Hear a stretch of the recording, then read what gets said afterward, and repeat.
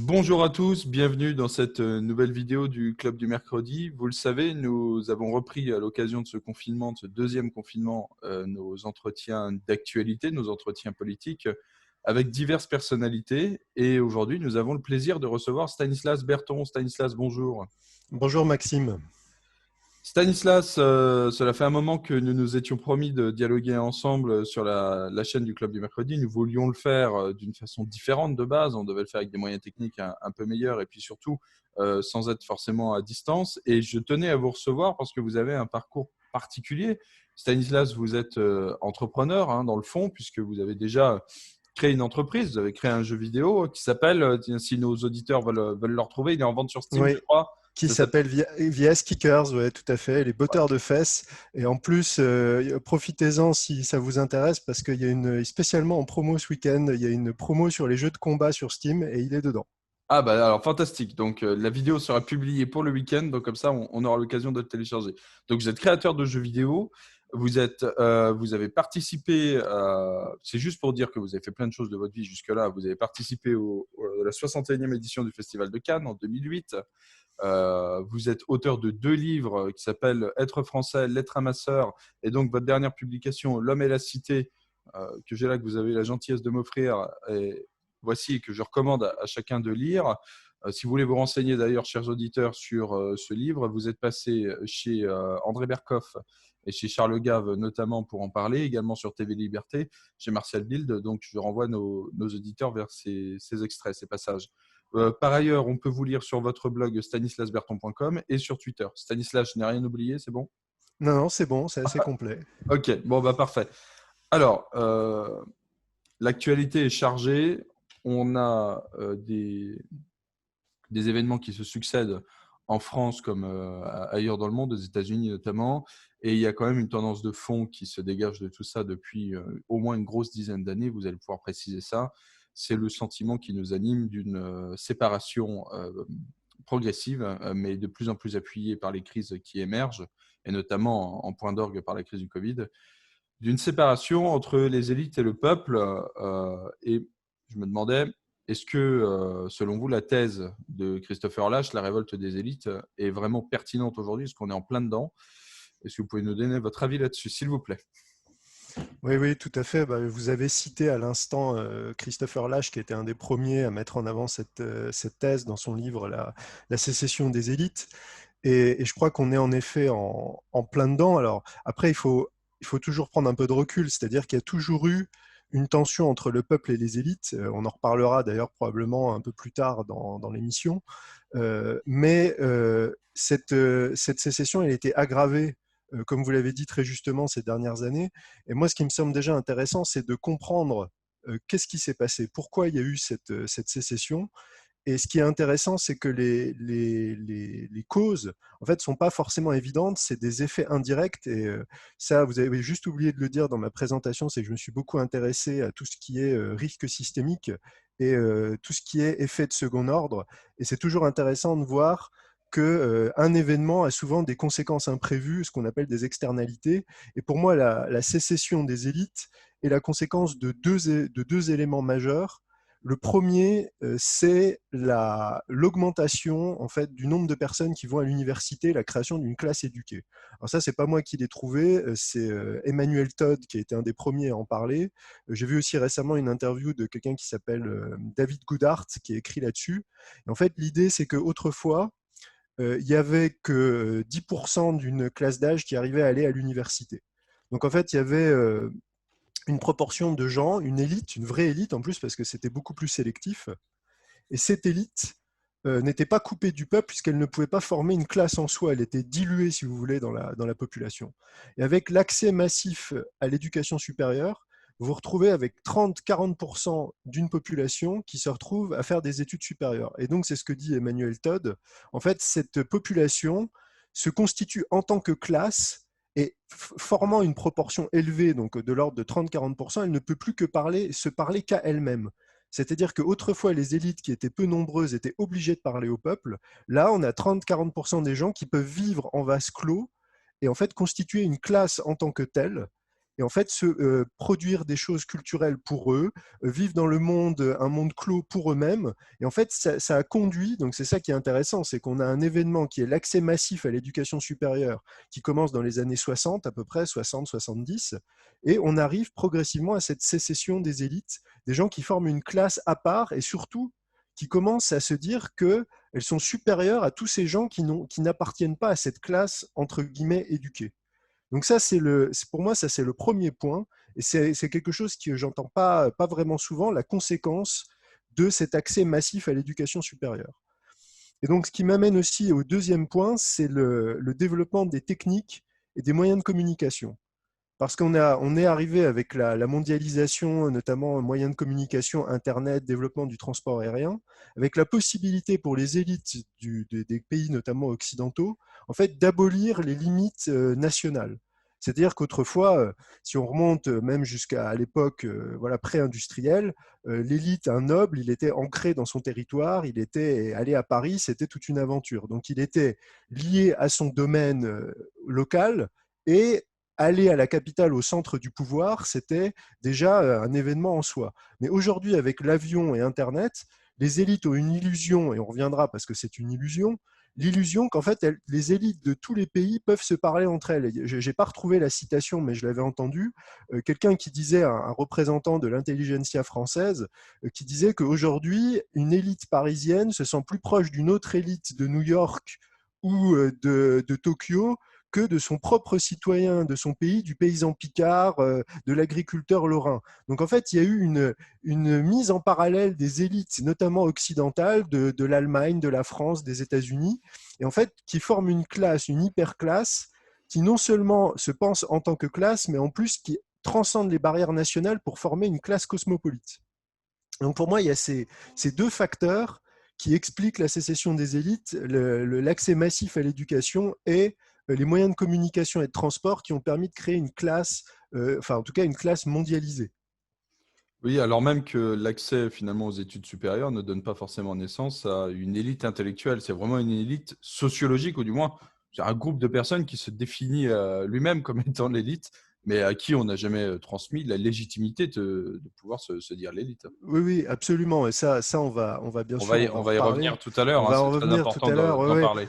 Mais moi, ce que je trouve aussi très amusant, c'est qu'il y a je dirais, il y a un effet de ruissellement, c'est-à-dire qu'il y a en effet des gens qui appartiennent à une élite et qui correspondent à ce que j'appelle, enfin ce qui s'appelle, c'est pas une élite du mérite ou du succès ou quoi que ce soit, c'est un peu une élite du capitalisme de connivence, c'est-à-dire c'est des gens qui exploitent en grande partie, qui viennent souvent du monde de la politique et qui ont exploité leurs liens avec leur carnet d'adresses, etc., leur accès au levier du pouvoir, pour monnayer ça dans le privé ou tisser des liens avec des entreprises privées. En fait, c'est vraiment c'est de la connivence entre une nouvelle oligarchie qui joue vraiment de son réseau et pas du tout de son talent.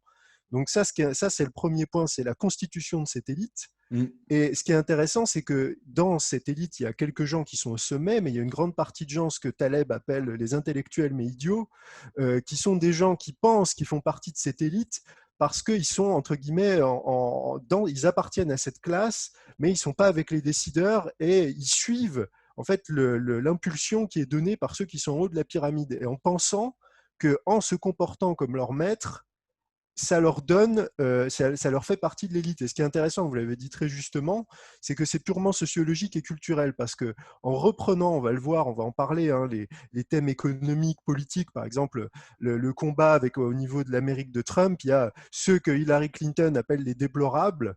Et, Mm. il y a, et tous ceux qui se reconnaissent pas dans cette Amérique rurale, populaire, qui est défendue par exemple par Trump, qui sont plutôt les gens qui vivent dans les grandes villes, qui ont des métiers dans le service, etc., eux, parce qu'ils ne sont pas populaires, ont l'impression qu'ils font partie de la nouvelle élite. Ceux qui sont pour le cosmopolitisme, qui sont pour le supranationalisme, ont l'impression, parce qu'ils adoptent ces idées-là, font partie de l'élite éclairée.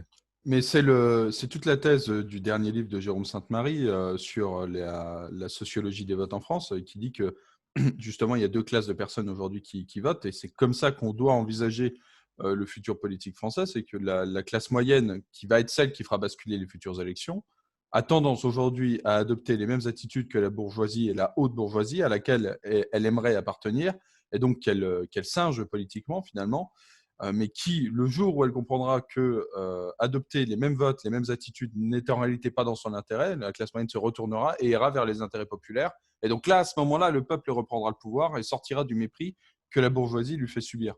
Mais ce problème-là aux États-Unis, c'est ce problème-là en France. Ce problème, il existe partout.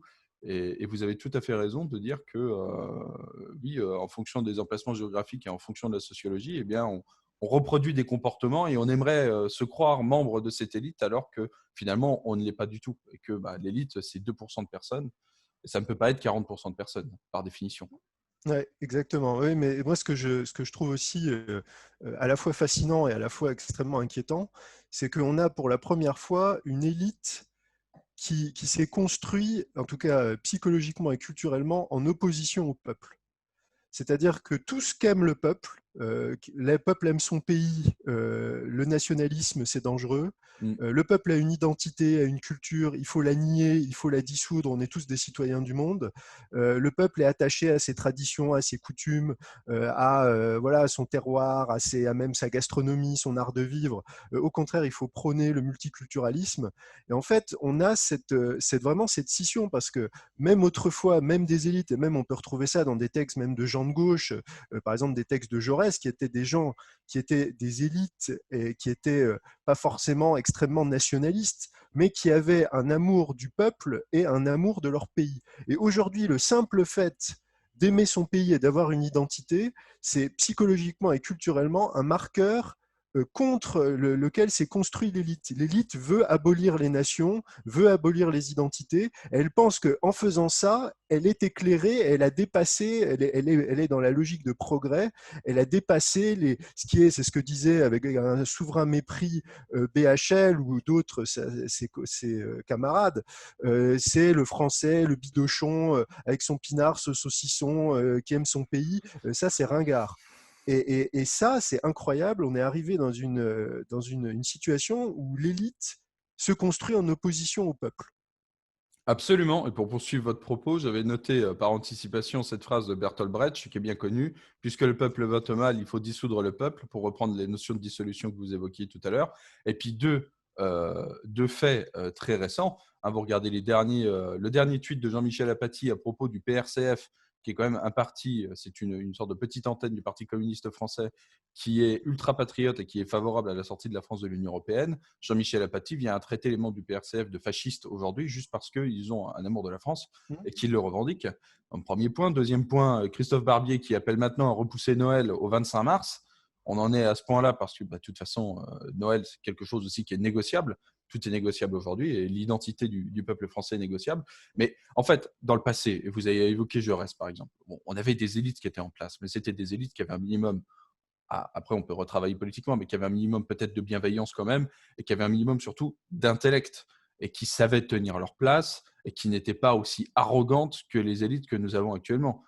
Parce qu'actuellement, on a des gens qui sont foncièrement bêtes et arrogants et qui prétendent nous dicter notre vie.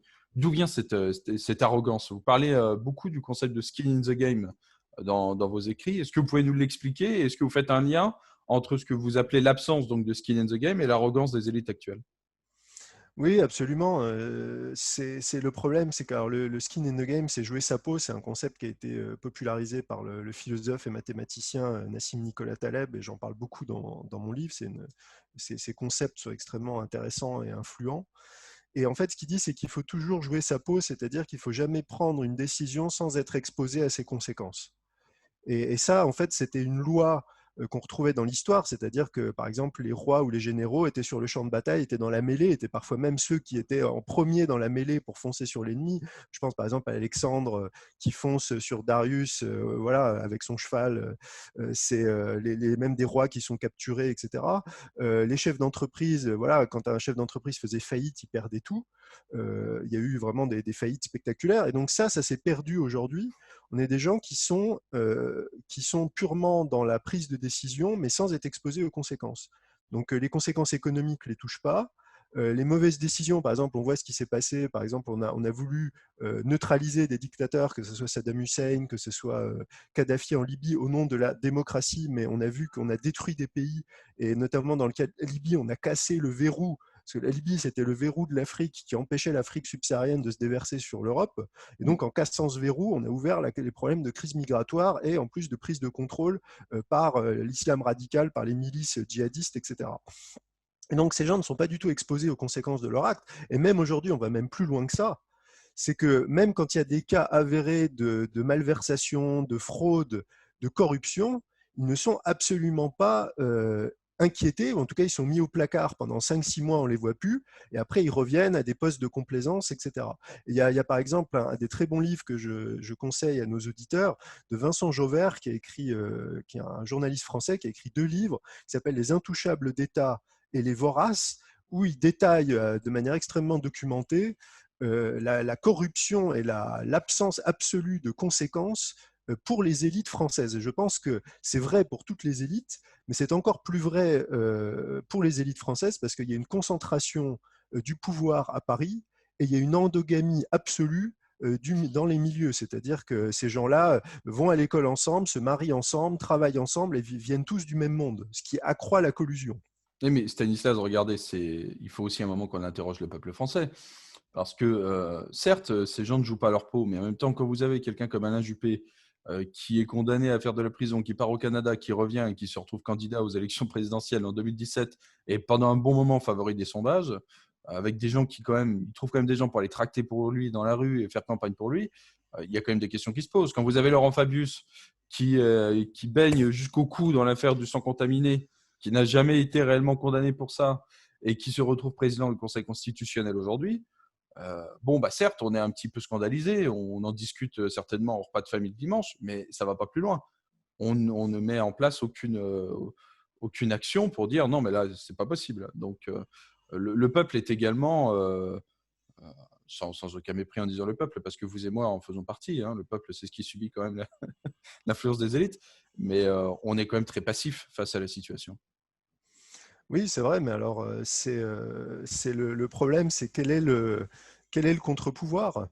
Quel est le contre-pouvoir? Et je crois qu'il y a surtout 2 choses. Je voudrais revenir sur ce que vous venez de dire, et j'en ai parlé dans des précédents entretiens. C'est que je pense que pour beaucoup de gens, il y a il y a eu un basculement qui a eu lieu, dont on a parlé dans les années 60-70, et je crois que c'est tellement énorme que les gens n'ont pas pris conscience que les élites n'étaient pas là pour défendre le bien commun et défendre leur intérêt. Et je pense que c'est très difficile. Moi, je pense que psychologiquement, c'est la même chose que d'admettre que vos parents vous veuillent du mal.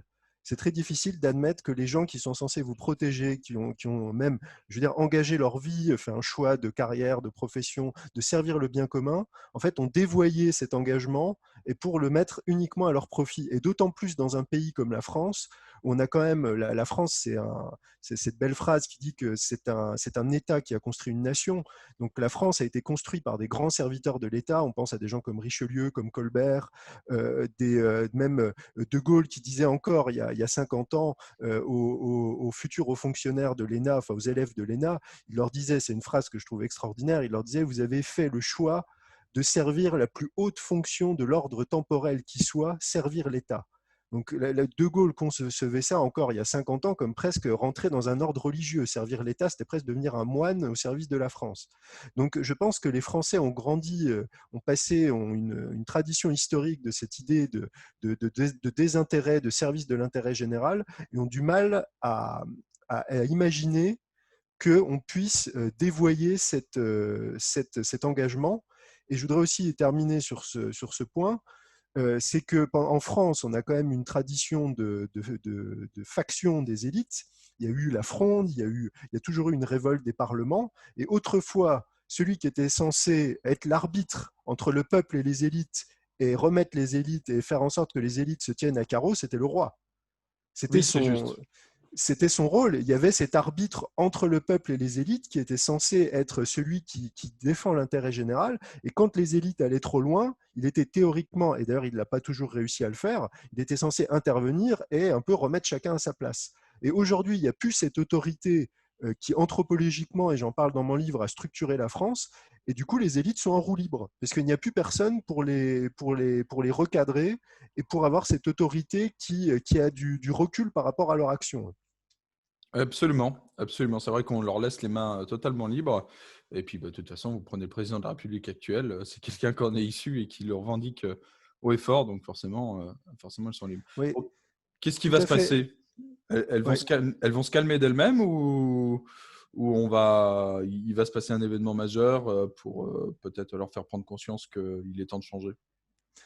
Bah, écoutez, déjà, il y a une chose, je voudrais juste revenir sur ce que vous venez de dire à l'instant au sujet d'Emmanuel Macron, du président actuel de la République, c'est que là aussi, il y a eu une modification importante. C'est on arrive aujourd'hui à la fusion complète justement de cette oligarchie. Parce qu'avant, il y avait encore une séparation entre les gens qui servaient l'État et les gens qui travaillaient dans le privé. Et aujourd'hui, avec Emmanuel Macron, on arrive à quelqu'un qui vient du milieu de la banque, de la finance, qui est passé autrefois par l'ENA, qui aujourd'hui arrive au pouvoir et qui entraîne tous les gens dans son sillage. Et dans l'enquête que j'ai citée, Vincent Jauvert explique très bien que jamais, ça existait un peu par le passé, mais depuis l'élection d'Emmanuel Macron, toutes les digues ont sauté et il n'y a jamais eu autant de gens qui passent du public au privé, qui vendent leur carnet d'adresses. Enfin, vraiment, il y a plus du tout cette éthique qui tenait encore dans les années 90-2000, de dire que quand on sert l'État, on ne sert pas le privé, on ne fait pas le mercenaire qui passe de l'un à l'autre. Ça, cette éthique-là, elle a complètement été balayée. Et je pense qu'aujourd'hui, notamment, on l'a vu avec la gestion de la crise du Covid, on est vraiment en train d'en payer les conséquences. Oui, enfin, le personnel politique des années 90-2000, qui plus est lorsqu'il était de droite et qui se revendiquait lui-même gaulliste, comme une belle étiquette qu'on se colle à soi-même, aujourd'hui n'a aucun problème à aller dans le privé, hein. Il faut prendre les cas de François Fillon et les cas de Nicolas Sarkozy, notamment pour le groupe Accor.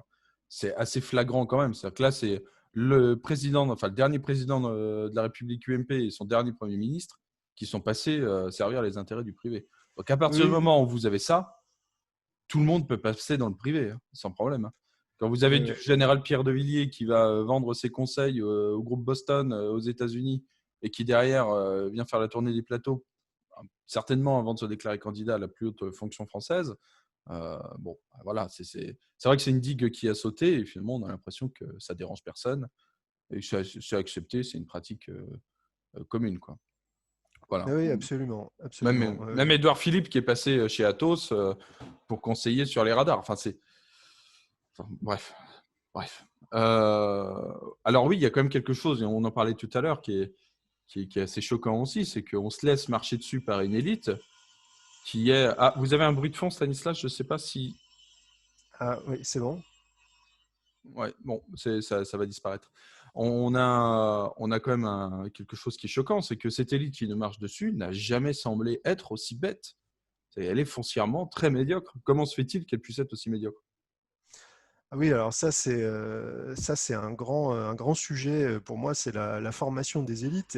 Et en effet, il y a cette arrogance des élites qui pensent savoir et en fait en réalité qui sont en réalité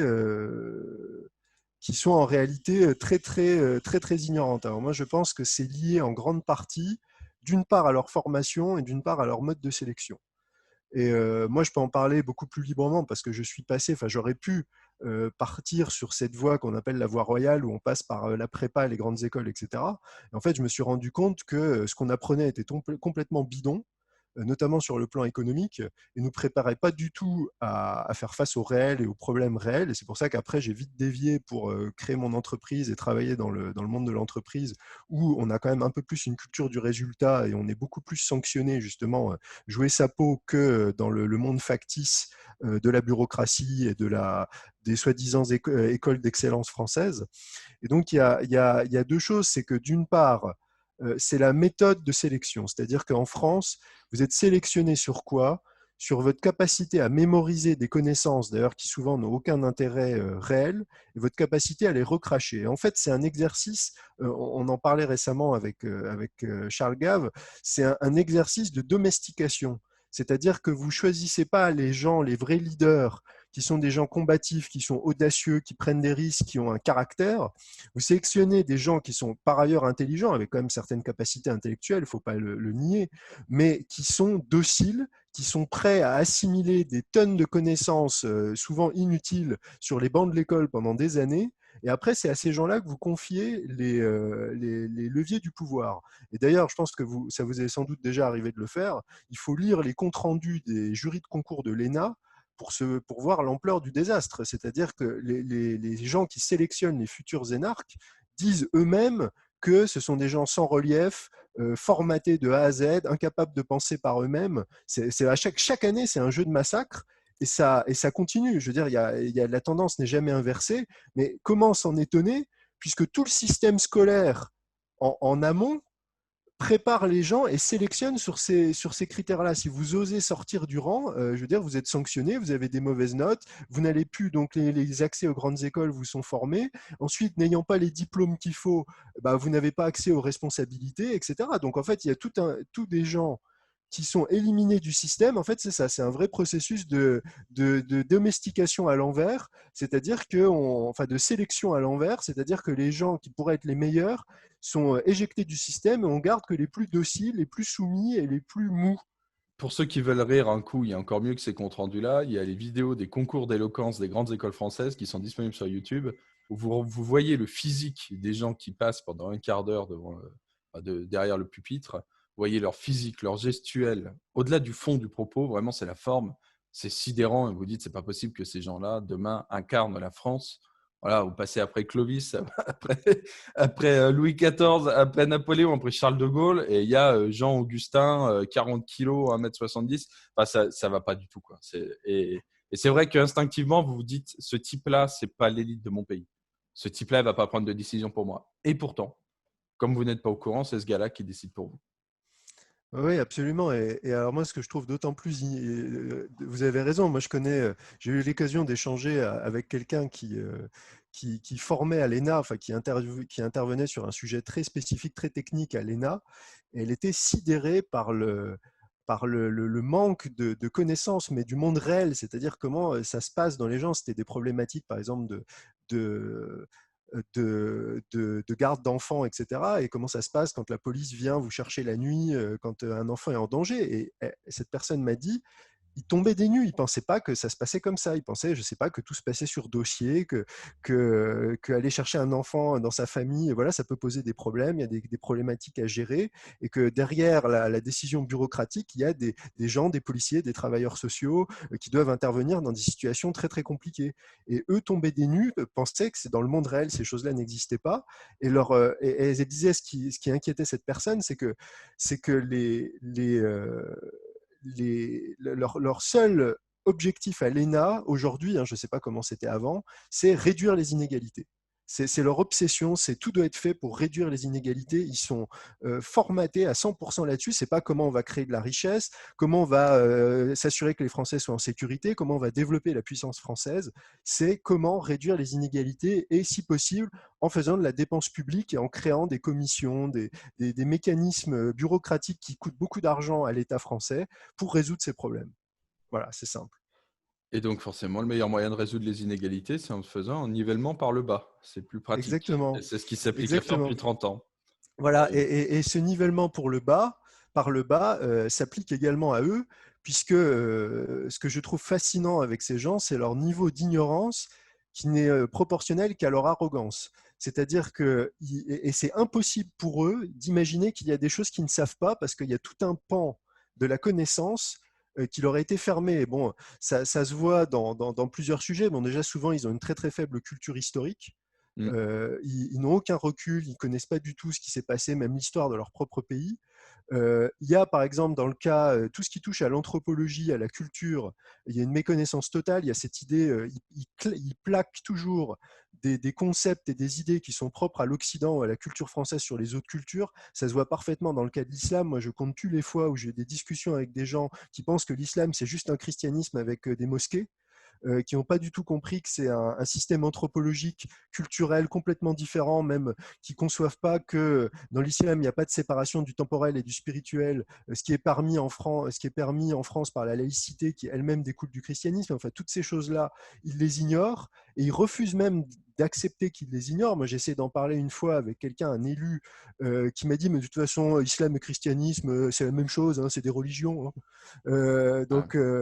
Ce genre Mais de les mêmes qui discussion. vous parlent d'ouverture d'esprit et de s'intéresser à l'autre, Exactement. etc., sont en fait incapables de le faire. Absolument Oui, incapables. oui, tout à fait. Et le dernier point qui est mon cœur de métier à la base, qui est l'analyse économique, sur l'économie, ils ne comprennent absolument rien. Ils ne comprennent vraiment pas comment ça marche.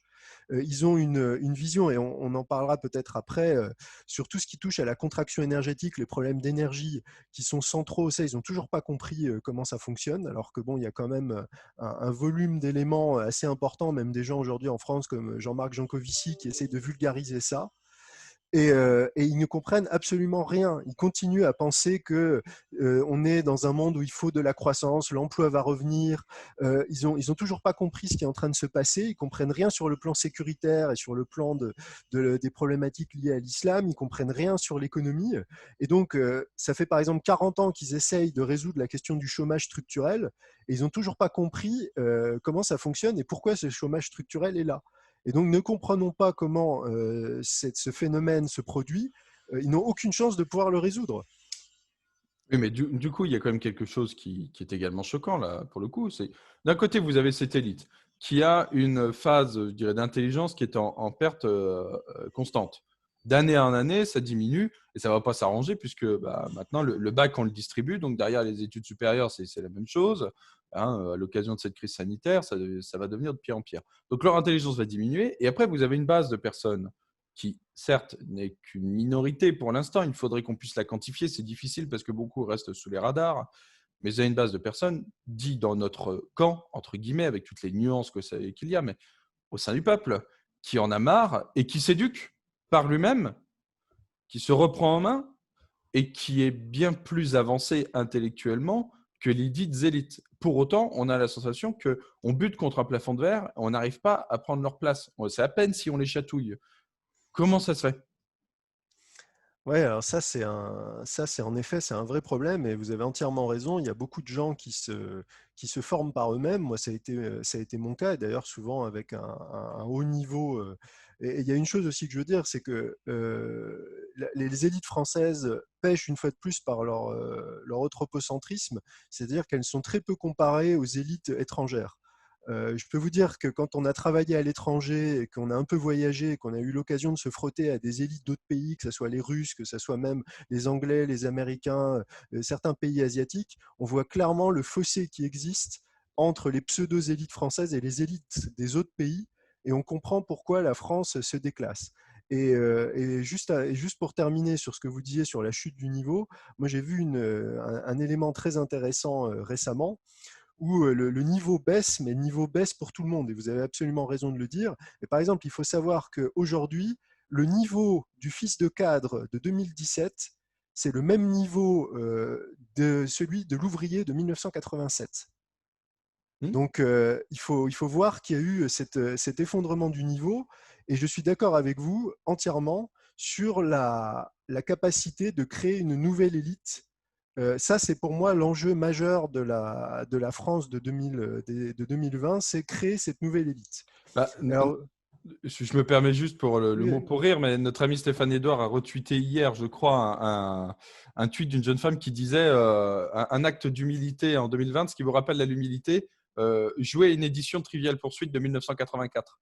Voilà. ouais, absolument. Ouais, ouais. Et là, pour l'avoir fait une fois, c'est vrai quand même que vous prenez une claque et que vous comprenez que non, par rapport aux gens qui vous ont précédé, vous n'êtes rien, vous n'avez pas de culture et il faut travailler. Et si vous ne travaillez pas, bah voilà, vous avez ce déclassement. Malgré le fait que nous, on va considérer qu'on est en avance intellectuellement sur les personnes de la dite élite. Bah, même ça, effectivement, même notre niveau tombe. Ouais. Ouais, ouais, non, mais absolument. Et il suffit, par exemple, vous avez raison, même plus que ça, c'est de lire, par exemple, les lettres des poilus de la Grande Guerre. Là, on faisait le 11 novembre récemment.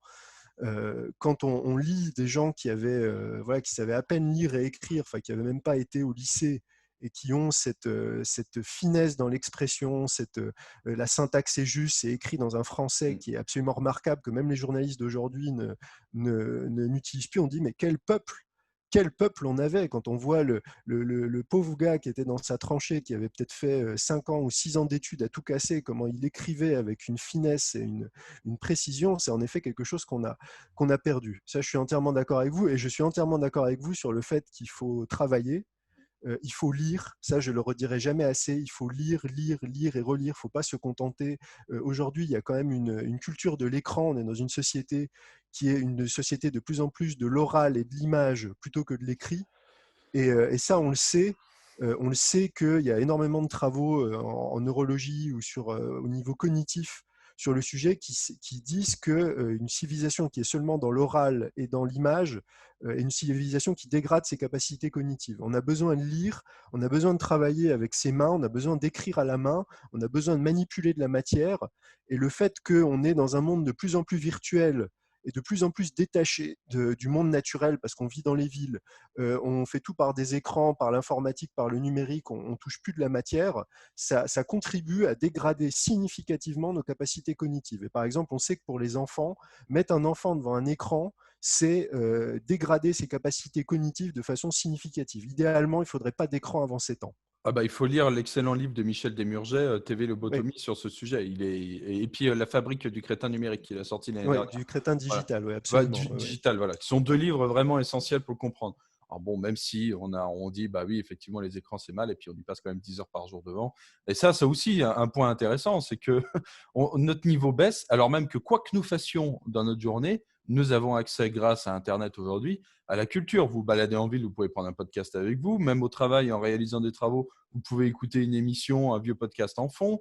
Derrière, vous pouvez faire une pause avec ça, un livre, qu'il soit sous forme digitale ou sous forme physique. Et pour autant, malgré tous ces moyens-là, effectivement, notre niveau baisse parce qu'on n'a plus cette capacité d'autodiscipline pour nous forcer à travailler. Et puis, quand bien même on écoute un podcast, et ben, l'information passe et disparaît automatiquement. On doit conserver 5% de l'information au total, quoi. Donc, Ouais. Mais pour répondre pratiquement à votre question, c'est comment on fait? Moi, je pense qu'il y a, alors là encore, un équilibre à trouver, mais je pense qu'il faut se tenir à distance autant que possible des écueils de la modernité. Justement, par exemple, s'imposer de lire sur des livres papier, s'imposer des temps où on se coupe de l'informatique, des écrans, où on retrouve un peu la solitude, la méditation, on écrit à la main, par exemple. Ce qu'on faisait autrefois, c'est par exemple tenir un journal chaque soir, écrire ses pensées, avoir un peu de retour. Et ça, on peut avoir une hygiène de vie. Par exemple, éviter d'avoir un smartphone, ou en tout cas de le consulter toutes les 5 minutes. Enfin, il y a des choses qu'on peut faire pour se déconnecter de ce monde qui, vous avez entièrement raison, quoi qu'on fasse, nous prend un peu dans ses filets. absolument, absolument. Je tiens, là, ça me traverse l'esprit, je tiens à dire à toutes les personnes qui sont intéressées par notre échange depuis tout à l'heure qu'on peut quand même vous consulter sous format vidéo et audio, et notamment, on va leur faire un petit peu de publicité, à votre conférence que vous avez tenue il y a quelques semaines à la librairie des Deux Cités. Donc, Oui, elle est absolument. disponible en ligne. Voilà, donc retournez au livre, prenez 2 heures avant quand même pour regarder la conférence de Stanislas, qui est disponible sur la chaîne YouTube de la librairie des Deux Cités. Voilà. Est-ce que vous pensez qu'on y arrivera? Est-ce qu'on arrivera à prendre leur place? Est-ce qu'il va falloir un événement? Vous parlez aussi beaucoup du concept du signe noir, voilà, qui est un concept à la mode, on en entend parler énormément. Pour autant, on a du mal à mettre exactement une définition dessus. Vous pouvez nous en parler, dire est-ce que la crise du Covid est un signe noir, et est-ce que ça va faire basculer la configuration politique? Non, non, non, pas du tout.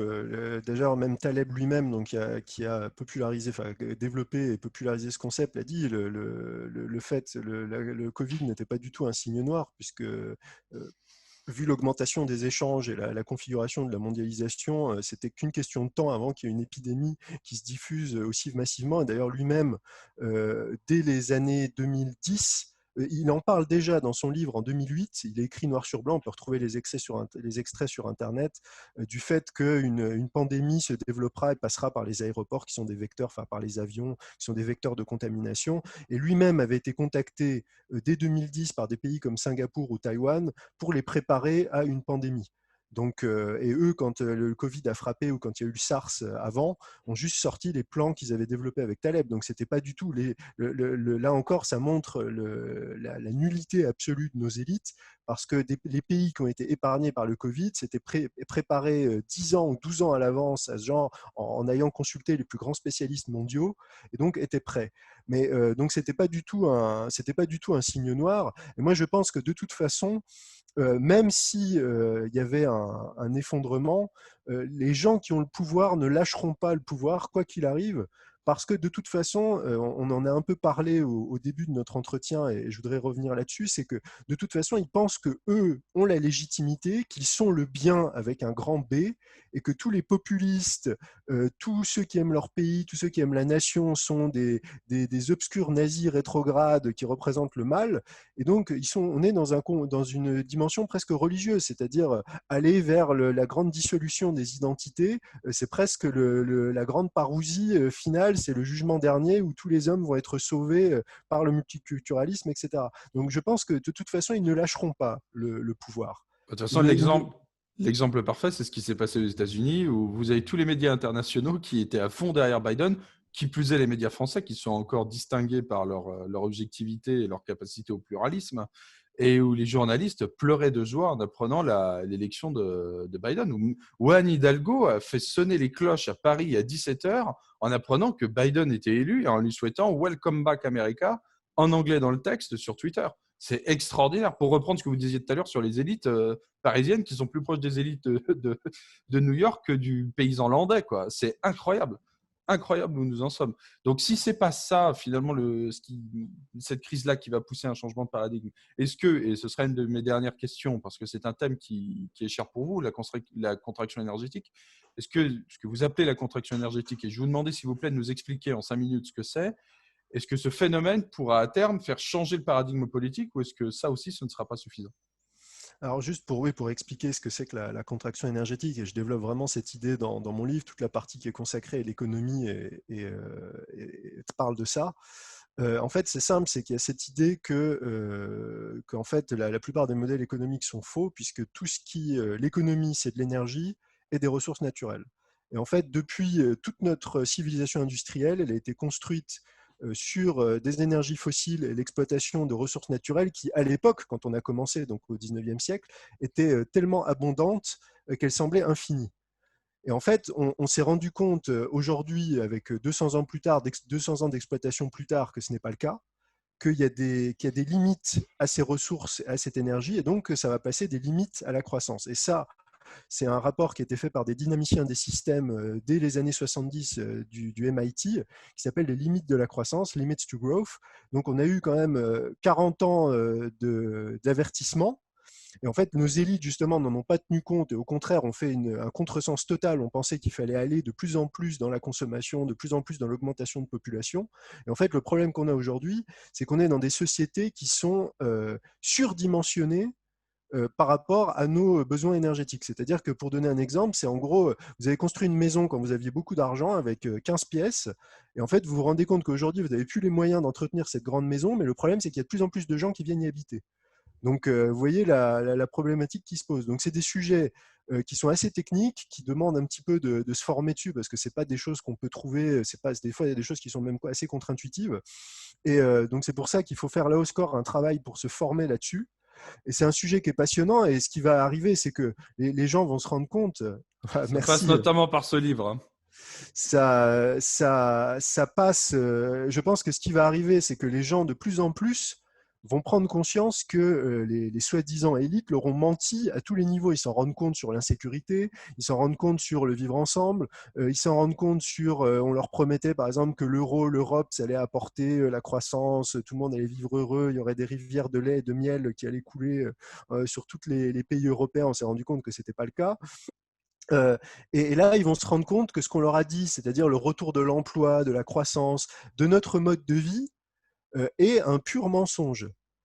Et un mensonge de A à Z. Et alors là, ce qui va se passer, la question, c'est qui va réussir? Parce que moi, je ne pense pas qu'il faut toujours qu'il y ait une poussée. C'est-à-dire, et c'était votre question au début de cette partie, c'était de dire comment est-ce qu'on fait pour prendre le pouvoir. Et moi, je pense qu'il faut qu'il y ait cette nouvelle élite qui émerge, Et il faut déjà, d'une part, que cette élite-là soit formée. Il faut qu'elle ait, parce qu'il faut qu'elle ait les outils que n'ont pas eu les élites actuelles. Il faut qu'elle ait l'amour de leur pays et l'amour de son peuple, mais surtout, il faut qu'elle ait conscience d'elle-même en tant qu'élite et qu'elle assume de prendre ses responsabilités. Oui, parce que vous le dites à un moment dans votre livre, pour ceux que ça intéresse, c'est au chapitre politique. Moi, je suis page 34. Vous dites qu'à chaque fois qu'il y a eu une crise, à partir de Napoléon, hein, quand vous prenez les exemples, vous dites qu'il y a une crise, il y a des troubles révolutionnaires, Napoléon arrive et il met fin. Derrière, il y a une instabilité politique, c'est Napoléon III qui arrive et qui met fin à l'instabilité politique. Puis vient la guerre, la Première Guerre mondiale, c'est Clémenceau qui sort du bois, qui arrive et qui nous mène à la victoire. Et puis enfin, on a d'autres instabilités, soit à l'occasion de la Seconde Guerre mondiale, soit après sur les instabilités qui suivront. Et à chaque fois, c'est Charles de Gaulle qui intervient et qui rétablit l'ordre et qui dirige la France. Donc finalement, il y a quand même un phénomène, et bon, vous avez commencé à Napoléon, mais c'est un phénomène qui est bien plus profond dans l'histoire de France. Il y a un phénomène à chaque fois qu'on rencontre une crise, il y a un homme providentiel qui surgit et qui mène le pays vers des temps meilleurs. Le problème, c'est peut-être une idée de travail que je vous suggère, le problème, c'est que tout ça a été fait avec le peuple français, selon l'anthropologie française et la culture française, avec un peuple qui est quasiment uni, un peuple autochtone qui compose 99% de la population.